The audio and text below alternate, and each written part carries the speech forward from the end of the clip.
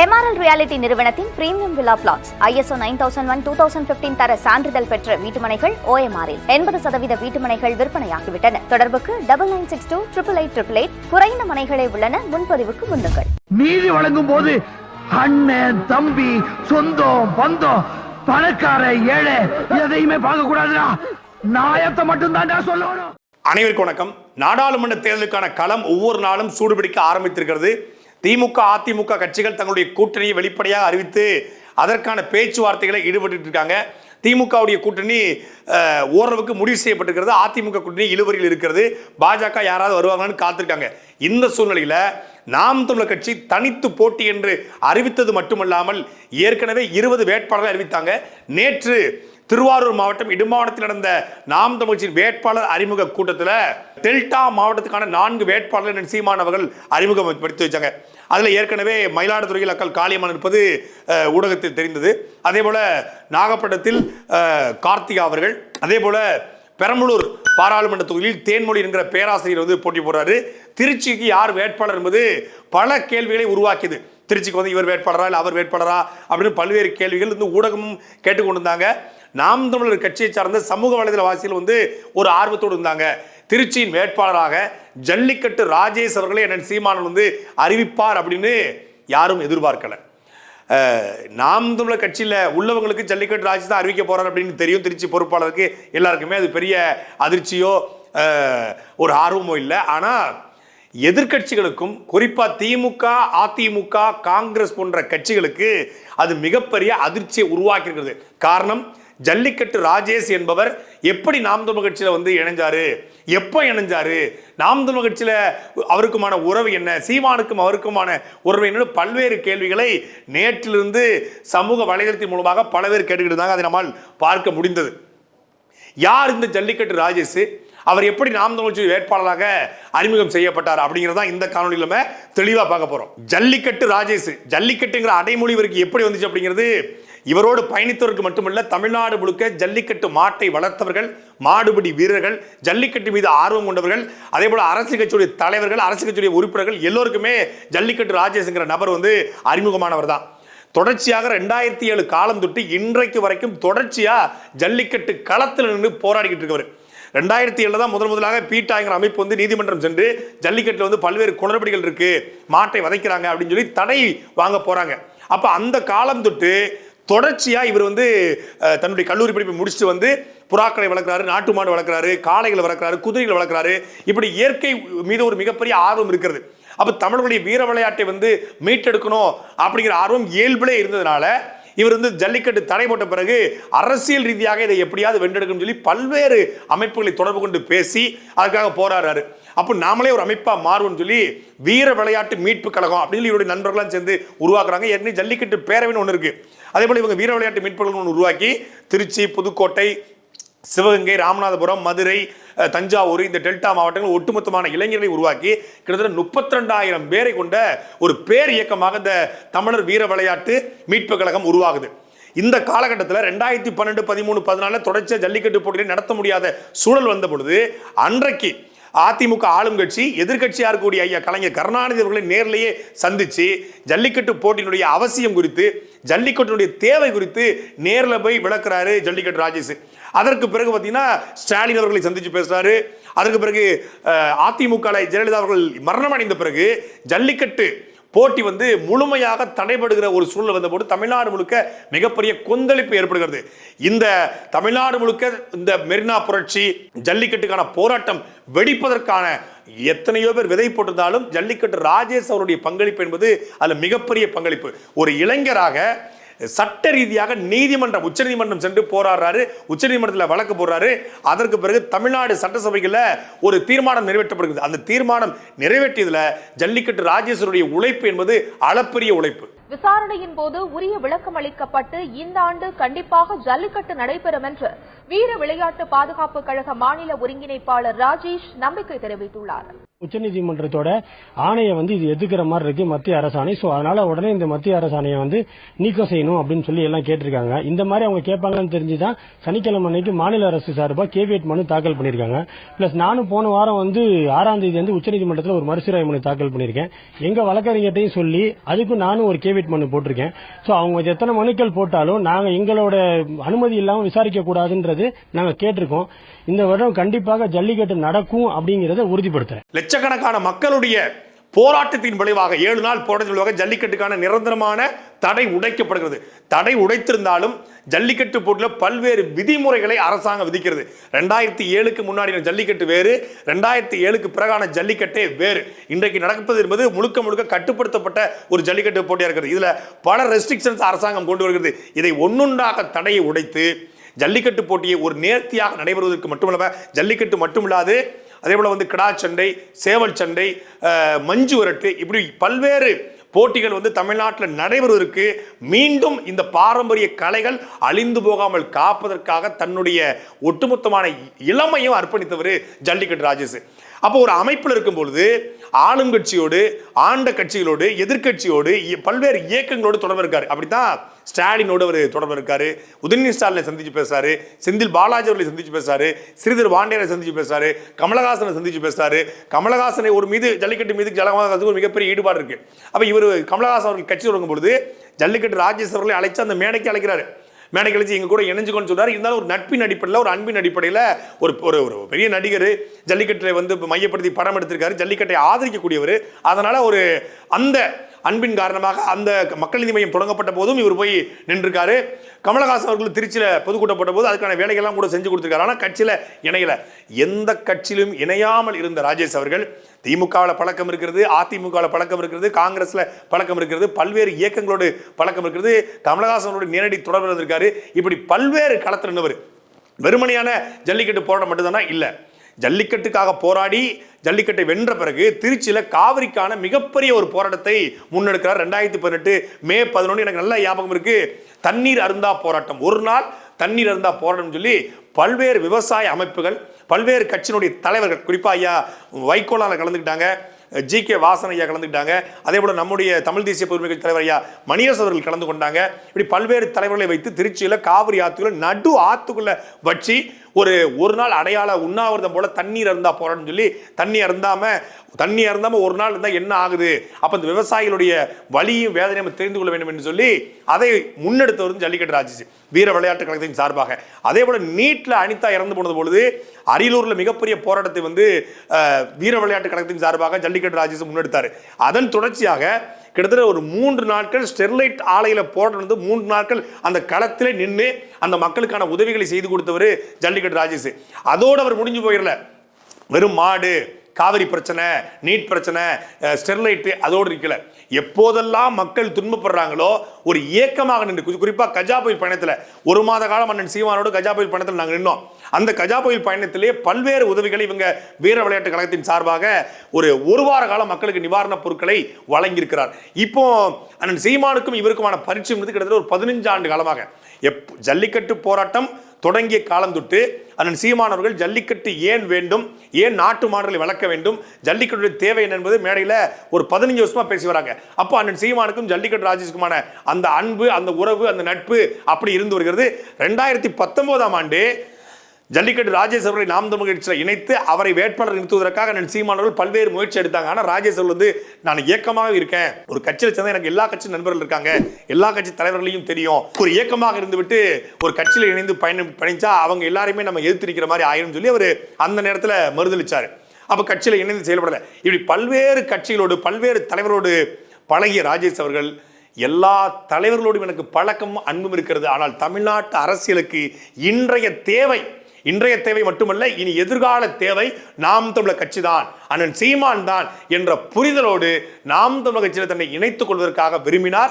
நாம் தமிழர் கட்சியில் இணைத்துக் கொண்டால் ஏற்கனவே 2-3 முறை அவரை கட்சியில் இணைத்து அவருக்கு ஒரு அங்கீகாரம் கொடுக்கணும்னு சொல்லி அண்ணன் சீமான் விரும்பினார். ஏன்னா ஒரு போராட்ட காலத்தில் 15-20 வருஷமா நிற்கிற இளைஞர், ஆனால் எந்த விதமான அதிகாரத்துக்கும் வரல. அப்ப அவருக்கு ஒரு அதிகாரம் கிடைக்கணும். அதிகாரம் கிடைத்தால் அந்த 32,000க்கும் மேற்பட்ட வீர விளையாட்டு கழகத்தை சார்ந்த இளைஞர்களுக்கும் அவங்க கிடைச்ச உழைப்புக்கு ஒரு அங்கீகாரம் கொடுக்கணும்னு சொல்லி அண்ணன் சீமான் விரும்பியதால அவரை அழைத்து பேசி நாம் தமிழர் கட்சியுடைய வேட்பாளர் என்கிற மிகப்பெரிய அங்கீகாரத்தை அண்ணன் சீமான் கொடுத்திருக்காரு. அவரும் இந்த களத்தை தன்னுடைய களமாக மாற்றுவதற்கு ஒரு 15 வருஷம் திருச்சி, புதுக்கோட்டை, சிவகங்கை, ராமநாதபுரம் அந்த முழுக்க மக்கள் களத்தில் நின்ற ஜல்லிக்கட்டு ராஜேஷ் என்கிற அந்த மனிதர் தன்னுடைய உழைப்பை மக்களுக்காக கொட்டி கொடுத்தவர் இப்போ சமூக போராட்டத்தை தாண்டி தேர்தல் அரசியலுங்கிற அந்த மாபெரும் போரில் பங்கெடுத்துக் கொள்ள நாம் தமிழர் கட்சியில் இணைந்திருக்காரு. உண்மையிலே அவரை ஆற தழுவி அவர் கைகளை குலுக்கி நாம் தமிழர் கட்சி அவரை வரவேற்கிறது. இங்க பல்வேறு போராட்டம் இயக்கத்தை சார்ந்த தலைவர்கள் இருக்காங்க. வாழ்நாள் முழுக்க போராடுவாங்க, ஆனா தேர்தல் அரசியல் வர மாட்டாங்க. தேர்தல் பாதை திருடர் பாதை அப்படின்னு ஒதுங்கிடுவாங்க. கடைசி வரைக்கும் நம்ம போராடுவோங்க, போராடிட்டு முடிஞ்ச அளவுக்கு ஆளுங்க போராட்டம் என்ன ஒரு போராட்டம்னா ஆளுங்கட்சிக்கு கோரிக்கை வச்சு கண்டன ஆர்ப்பாட்டம், கோரிக்கை ஆர்ப்பாட்டம், ஆளுங்கட்சிக்கு அழுத்தம் கொடுத்த ஆர்ப்பாட்டம். அப்ப கடைசி வரைக்கும் எந்த கட்சி ஆளுங்கட்சியாக வருகிறதோ அந்த கட்சிக்கு மட்டுமே கோரிக்கை வைத்து போராடி பல போராளிகள் காணாம போயிட்டாங்க. நேற்று பேசும்போது கூட சொல்லியிருந்தாரு, முகநூல் முழுக்க பல்வேறு புகைப்படங்கள் இருக்கு அப்படின்னு சொல்லி சாட்டை கூட கேட்டாரு. ஏன்னா எல்லா தலைமைகளோடும் பழகிய ஒருத்தர் இருக்கிறதுலே சிறந்த தலைமை அண்ணன் சீமான் என்று வந்திருப்பது உண்மையிலே பெரும் மகிழ்ச்சி. இது பல்வேறு இயக்கங்கள் இருந்து ஏன் திமுக அதிமுக இருந்து கூட நாளைக்கு நாம் தமிழ் கட்சியில் விலகி வருவாங்க, பாஜக இருந்து விலகி வருவாங்க, காங்கிரஸ் இருந்து விலகி வருவாங்க. 8 கோடி தமிழர்களுக்கான ஒரு கட்சியை நாம் தமிழ் கட்சி கட்டமைக்கும் போது தமிழராக தன்னை உணர்கிறவன் தமிழ் நிலத்தையும் தமிழர் பண்பாட்டையும் தமிழர் கலாச்சாரத்தையும் தமிழர் இனத்தையும் யார் காக்க வேண்டும் என்று நினைக்கிறாரோ, யார் அதற்காக பாடுபட வேண்டும் நினைக்கிறாரோ அவர் நிச்சயமாக நாம் தமிழர் கட்சி தான் இணைவார்.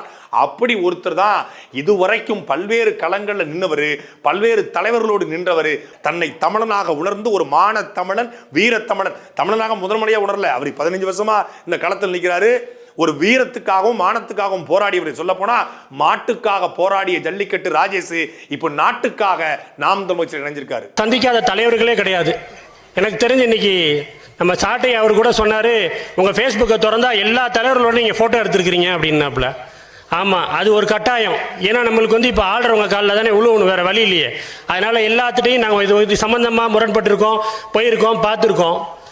இவ்வளோ பெரிய ஒரு கடின உழைப்பு, இந்த உழைப்பை நம்ம எங்கே கொண்டு போய் சேர்க்க போகிறோம் அப்படிங்கிறது எங்கள் எல்லாத்துக்குமே ஒரு பெரிய கேள்வி. யார்கிட்ட போகிறோம் அப்படின்ட்டு. ஆக்சுவலாக போன எலெக்ஷனுக்கே நாம் தமிழர் கட்சி சார்பாக இந்த பாராளுமன்ற தொகுதி நான் தான் நின்றுக்கணும். அந்த இடத்துல ஒரு சின்ன லேக் அது பண்ண முடியாமல் போயிருச்சு. பட் அதுக்கு வாய்ப்பு இப்போ வந்திருக்கு. கண்டிப்பாக அதை ஜெயிச்சு காட்டுவோம்னு வச்சுக்கங்களேன். இப்படி இருக்கிறப்ப எங்கள் அமைப்பு சார்பாகவே கிட்டத்தட்ட இந்த வீர விளையாட்டு மீட்பு கழகத்தில் தமிழ்நாடு சார்பாக கிட்டத்தட்ட 30,000 உறுப்பினர்கள் இருக்கிறாங்க. நாங்கள் எல்லாருமே தொடர்ந்து எல்லா தலைவர்களோட நடவடிக்கைகளையும் பார்த்துக்கிட்டு தான் இருக்கோம்.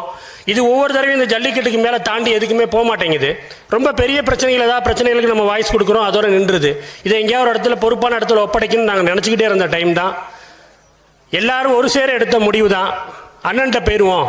நம்ம கொள்கைகளுக்கு எல்லா இடத்துலையுமே அவர் ஒருத்தர் தான் வந்து எல்லா இடத்துலையும் நம்மளுக்கு ரொம்ப சரியான இடத்துல இருக்கிற, அவரோட நம்ம சேர்ந்துருவோம், அதான் சரியாக வருன்ற மாதிரி இருந்துச்சு. அதன் அடிப்படையில் தான் நான் கடந்த வாரம் தான் அண்ணனை போய் நேரில் பார்த்தேன். பார்த்துட்டு ஆக்சுவலாக திருச்சி வந்து ஒரு பெண் வேட்பாளர் போடணும், அதான் இருந்துச்சு. அப்புறம் அண்ணனை சந்திக்கிறப்ப அண்ணன் சொன்னார், பெண் வேட்பாளர்லாம் வேணாம், நீ நில்லு அப்படின்னாரு. கொஞ்சம் அச்சப்பட்டேன். அப்புறம் சொன்னார், அதெல்லாம் உள்ள நான் நிற்கிறேன், நீ நில்லு, கண்டிப்பாக ஜெயிச்சு காட்டுவோம் அப்படின்னாரு. நானும் அண்ணன்ட்ட அதான் சொன்னேன், அண்ணே முன் வச்ச காலை பின் வைக்கக்கூடாது, நின்னா ஜெயிச்சாகணும். இந்த நாம் தமிழர் கட்சியின் முதல் பாராளுமன்ற உறுப்பினராக நாடாளுமன்றத்தில் உட்காந்தாகணுனே, அதனால் நம்ம எப்போவுமே இதை ஜெயிக்கணுன்ற ஒரே கண்ணோட்டத்தில் தான் இதுக்குள்ளே நான் வந்திருக்கேன் அப்படின்னேன். நீ நில்லு, நான் பார்த்துக்கிறேன் அப்படின்னாரு. அண்ணன் கொடுத்த தெம்பில் கண்டிப்பாக வந்துட்டேன். ஜெயிக்கிறதுன்ற வந்து வார்த்தையில் சொல்ல மாட்டேன். இந்த நாடாளுமன்றம் நாம் தமிழர் ஆளும் மன்றமாக மாறும். அதை உறுதி எடுத்து அண்ணனுக்கு அந்த வெற்றி வாய்ப்பை, இது வந்து நான் வந்து கட்சி அறிமுக கூட்டமாக பார்க்கல, நம்மளோட வெற்றி கூட்டமாக பார்க்குறேன். இந்த வெற்றி கூட்டம் சீக்கிரம் திருச்சியில் போடுவோம். ஜெயிச்சுட்டு நான் அவங்க எல்லாத்தையும் அழைக்கிறேன், கண்டிப்பாக வாங்க. எல்லாரும் ஒரு சேர நின்று நம்ம ஒரு மிகப்பெரிய மாற்றத்தை தமிழ்நாட்டுக்கு இல்லை இந்தியாவுக்கே உணர்த்துவோம். நன்றி, வணக்கம். அடுத்து மயிலாடுதுறை நாடாளுமன்ற வேட்பாளர். நிறைய பேர் கேட்டாங்க, இணைஞ்ச உடனே அவருக்கு சீட்டா? இணைஞ்ச உடனே இல்லை, கிட்டத்தட்ட 10 ஆண்டு காலமாக நான் சீமான் அவர்களுக்கு பரிச்சயம். போராட்ட காலத்தில் நிற்கிறாரு. ஏற்கனவே அவரைத்தான் வந்து 2019 நாடாளுமன்ற தேர்தலில் வேட்பாளராக அறிமுகப்படுத்த வேண்டியது. அப்பொழுது வந்து அவர் ஒரு பொது அரசியலுக்கு வரல அப்படின்னு விரும்பியதுனால அண்ணன் சீமானவர்கள் சரி எப்போ வந்தாலும் நீ வரணும் அப்படின்னு அன்பு கட்டளை இட்டதுனால இந்த முறை எப்படியாவது அண்ணன் சீமானுடைய தோளுக்கு கரம் சேர்த்து நிற்கணும், அண்ணனுடைய கரங்களுக்கு வந்து வலு சேர்க்கும் என்ற அடிப்படையில் ஜல்லிக்கட்டு ராஜேஷ் அவர்கள் முழுமையாக தன்னை அர்ப்பணித்து நாம் தமிழர் கட்சியில் இணைந்திருக்காரு.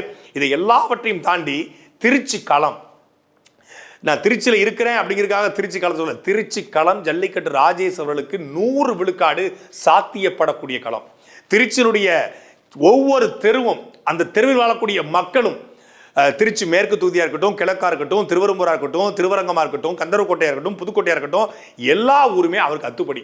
திருச்சி முழுக்க அவருடைய உறவினர்கள், நண்பர்கள், பல்வேறு சமூகத்தை சார்ந்தவர்கள். அவர் ஒரு குறிப்பிட்ட சமூகத்துக்காக போராடியது கிடையாது. பல்வேறு சமூகத்தை சார்ந்த நண்பர்கள் இருக்காங்க, அவருடைய உறவினர்கள் இருக்காங்க. இது எல்லோரும் அவருக்கு மிகப்பெரிய அளவில் கை கொடுக்கும். இதை எல்லாத்தையும் தாண்டி கடந்த 50 ஆண்டு கால திருச்சியுடைய அரசியல் பார்த்தா திருச்சி ஒரு குறிப்பிட்ட சமூகத்திற்கான பாராளுமன்ற உறுப்பினரை தேர்ந்தெடுத்தது இல்லை. திருச்சியில் பெரும்பாலும் வந்து சாதி பார்த்தது கிடையாது. ஏன்னா கிட்டத்தட்ட ஒரு 6 முறை வந்து இங்கே கம்யூனிஸ்ட் வென்றிருக்காங்க, 5 முறை கம்யூனிஸ்ட் வென்றிருக்காங்க, 6 முறை காங்கிரஸ் வென்றிருக்கிறது, 3 முறை திமுக கூட்டணி வென்றிருக்கிறது, 3 முறை அதிமுக வென்றிருக்கிறது. அப்படிங்கும்போது இங்கே எல்லா கட்சியும் மாறி மாறி வந்துருக்குது, ஒரு குறிப்பிட்ட கட்சி வந்தது கிடையாது. அதில் மிக முக்கியமாக பார்க்க வேண்டியது பல்வேறு சமூகத்தை சார்ந்தவர்கள் இங்கே பாராளுமன்ற உறுப்பினராக வென்றிருக்காங்க.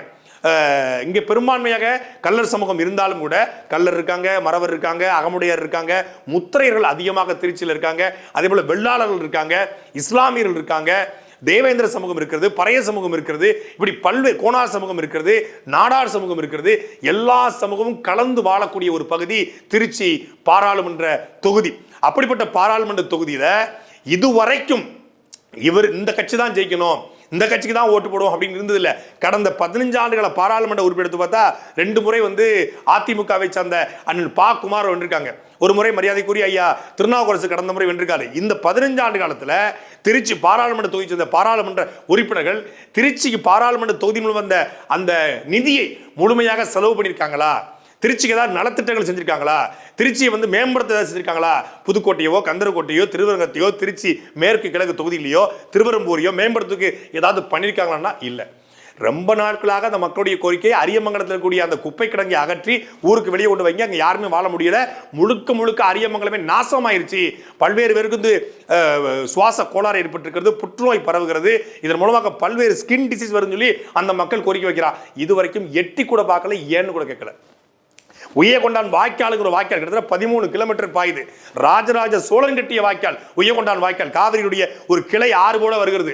அதனாலதான் உய்யகொண்டான் என்கிற பெயரே வந்து ராஜராஜ சோழனுக்கு ஒரு பட்ட பெயராக புனை பெயராக உண்டு. அந்த உய்யகொண்டான் வாய்க்கால் 54 கிராமங்களுடைய விவசாய தேவையை பூர்த்தி செய்த உய்யகொண்டான் வாய்க்கால் இன்னைக்கு முழுக்க முழுக்க சாக்கடையாக மாறிடுச்சு. உய்யகொண்டான் வாய்க்கால் உள்ள வரும்போது காவிரி தண்ணி வருது, வெளியே போகும்போது சாக்கடையா போகுது. எப்படி போகுது? திருச்சி மாநகரத்துடைய ஒட்டுமொத்தமான சாக்கடையும் அந்த உய்யகொண்டான் வாய்க்கால தான் கலக்கப்படுகிறது. இங்கே உள்ள வந்து நடைபாதை போட்டு வச்சிருக்காங்க, இப்போ பூங்காக்கள் அமைச்சிருக்காங்க. திருச்சி மாநகராட்சி இந்தியாவிலே 2வது சிறந்த மாநகராட்சின்றாங்க. ஆனாலும் கூட அந்த உய்யகொண்டான் வாய்க்காலை தூய்மைப்படுத்த முடியல. உய்யகொண்டான் வாய்க்கால சோழர்கள் காலத்தில் அங்கே படகு ஓடியதாக செய்திகள் இருக்கு.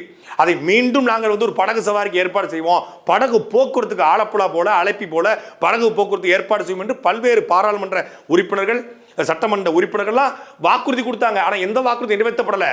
அதை முழுமையாக நாம் தமிழ் கட்சி சாத்தியப்படுத்தும். இதை போல ஆயிரக்கணக்கான பிரச்சனைகள் திருச்சி பாராளுமன்ற தொகுதியில் இருக்கிறது. அந்த பிரச்சனைகளை கையகப்படுத்தி, அந்த பிரச்சனைகளை மையப்படுத்தி நாம் தமிழ் கட்சி இந்த தேர்தலை களம் காண இருக்கிறது.